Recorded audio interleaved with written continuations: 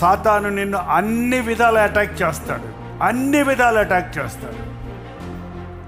నీ ఇంటిలో నుంచి ఎదుర్పు, నీ చుట్టూన్న వారు, నువ్వు నమ్మిన వారు, నువ్వు ప్రేమించిన వారి దగ్గర నుంచి పోరాటం, నీలో నీకే పోరాటం, నీ శరీరంలో అనారోగ్యం, నీ ఆర్థికమైన విషయాల్లో లోట్లు, పోరాటాలు, నీ కుటుంబ సమస్యలు అన్నీ పోరాడుతున్నాయి. ఎందుకంటే వాళ్ళేదో పాపం చేశారు అందుకే అని అనుకుంటారు సాధారణంగా.